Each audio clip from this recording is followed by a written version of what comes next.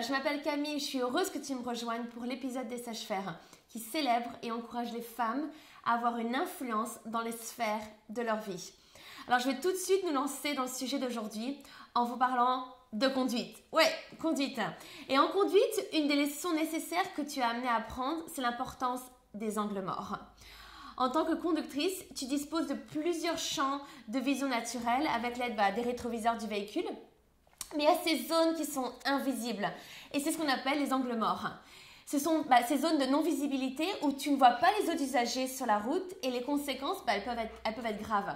Et donc, tu apprends qu'il faut absolument pivoter la tête avant un dépassement ou une insertion dans une autre voie. Mais tu sais, dans notre leadership qu'on exerce dans toutes les différentes sphères de nos vies, on peut aussi avoir des angles morts.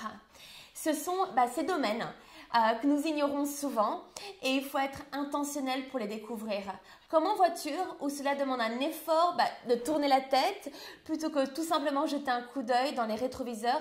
De la même manière, cela va nous demander un effort de penser à notre façon d'être un leader et à nos relations avec les autres. Dans ton leadership, n'ignore pas les angles morts. Nos angles morts affectent les personnes dans notre famille, nos équipes, notre travail, dans notre église et elles peuvent gêner nos relations, nos performances et peuvent aussi avoir un impact plus conséquent si on n'en prend pas conscience. Souvent, tu connais très bien tes faiblesses, mais tu n'es pas consciente de tes angles morts. Tu pourrais penser que tu es génial à quelque chose et en fait, il y a beaucoup de personnes autour de toi savent que ce n'est pas le cas et cela pourrait être une grande désillusion. Tu penses avoir réglé une fois pour toutes un défi dans ta vie, en fait, c'est quelque chose qui refait surface.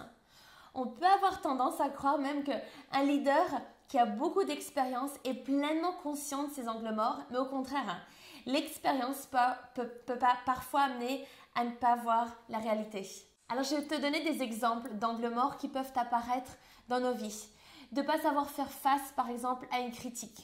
Ou mal gérer le stress, ce qui amène une certaine souffrance ou une angoisse. Ou bien aussi refuser la confrontation. Donc, c'est d'éviter à tout prix les conversations difficiles. Avoir des insécurités ou bien notre orgueil. Ou même de vouloir faire les choses soi-même. Donc, on n'aime pas demander de l'aide. Ou bien tolérer des choses médiocres, d'avoir des standards bas. Il y a plein de différents angles morts. Mais alors t'inquiète, mon objectif c'est véritablement de t'encourager aujourd'hui. Mais rappelle-toi ceci, qu'il est tellement mieux pour toi de discerner ces angles morts pour pouvoir aller plus loin et mieux. C'est important de pouvoir se voir de façon réaliste. Il faut avoir une vision fondée sur la réalité des choses et pas juste notre perception personnelle. As-tu déjà pensé aux choses que tu ignores et les limitations? On est parfois ignorant de certaines choses dans nos vies, dû à notre éducation par exemple.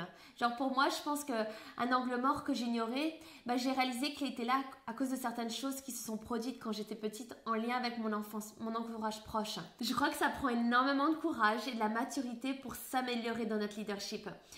Parfois, les insécurités que nous pouvons avoir nous amènent à ne penser qu'à nous-mêmes. Mais le leadership, c'est de penser aux autres. Les autres sont importants et prendre conscience de la réalité est quelque chose de super important. On gagne tous lorsqu'on prend plus en plus conscience de nos forces, mais aussi des choses que l'on ignore qui peuvent être un plafond dans nos vies. Alors il faut tourner la tête, faire un effort comme en conduite et prendre conscience de nos angles morts. Comment surmonter nos angles morts? Alors on va regarder certaines choses, mais une des choses notamment, c'est avec l'aide du Saint-Esprit. Le Saint-Esprit nous enseigne et il fait de merveilleuses choses dans notre vie. Psaume 139 dit « Examine-moi, ô Dieu, et connais mon cœur. Mets-moi à l'épreuve et connais mes pensées. Regarde si je suis sur une mauvaise voie et conduis-moi sur la voie de l'éternité. » Ou bien Psaume 19 qui discerne ses erreurs. « Pardonne-moi celles que j'ignore. Préserve aussi à ton serviteur du sentiment d'orgueil qui domine sur moi. » Demande l'aide du Saint-Esprit pour avoir son discernement parce qu'il nous aime et il veut nous emmener beaucoup plus loin. Et aussi une autre chose, c'est le feedback. Et pas n'importe lequel. On parle du feedback d'une personne bien intentionnée envers toi. Un feedback qui est constructif, un feedback que tu demandes pour grandir. Et c'est très différent d'une critique qui n'existe que pour critiquer, faire du mal ou rabaisser. On n'a pas besoin non plus de personnes qui vont juste nous dire ce qu'on a envie d'entendre. Tout va bien. Et en fait, il n'y a aucun feedback. Et peut-être que c'est juste quelques suggestions d'amélioration, alors que dans le fond, il y aurait clairement besoin pour le bien de l'équipe, d'apporter un feedback. Si on veut grandir, cela va requérir un feedback honnête et au final, tu y gagnes quand tu as cette prise de conscience de ce que tu dois changer. Cela prend de la maturité, d'être dans une bonne disposition intérieure et tu sais que c'est pour ton bien, pas pour te faire du mal et ça bien au contraire. Proverbe 27, verset 6, les blessures d'un ami prouvent sa fidélité, tandis que les baisers d'un ennemi sont trompeurs. Donc une fois que le feedback est reçu, c'est pas le moment de commencer à justifier tes actions ou d'être sur la défensive. Et parfois, on a clairement du mal avec ça parce qu'on est remis en question. Donc, il faut apprendre à recevoir le feedback avec grâce. Il faut mettre de côté son orgueil, mettre la réalité à la lumière grâce à des feedbacks constructifs. Et il faut se poser les bonnes questions. Il faut se demander, est-ce qu'il y a de la vérité dans ce feedback? Et si oui, clairement, comment est-ce que je peux m'améliorer? On peut aussi essayer de comprendre en fait pourquoi on agit de cette manière. Quelles sont ces choses déclencheurs de telle ou telle réaction? Et ce qui est important aussi de réaliser qu'on n'est pas obligé du coup de penser sans cesse à cela et sans vouloir ou même que ça nous tape carrément le moral et que ça nous déprime. Mais il faut qu'on puisse aller de l'avant et qu'on puisse au final rebondir et être enseignable. Rappelle-toi, il s'agit d'avoir un leadership en bonne santé et d'aller plus loin et mieux. Et pas peur de vue qu'on apprend alors qu'on lead. Par exemple, en tant que maman, je fais des erreurs. J'apprends alors que je suis maman, en l'étant tout simplement. Pareil quand on commence un nouveau travail, on apprend en faisant.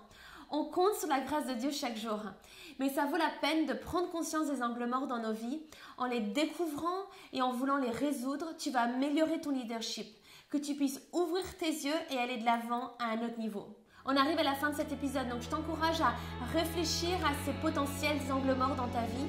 Et du coup, qu'est-ce que tu peux faire de façon intentionnelle pour aller de l'avant dans ton leadership, dans toutes les différentes sphères de ta vie. Merci encore d'avoir suivi cet épisode et je te dis à bientôt.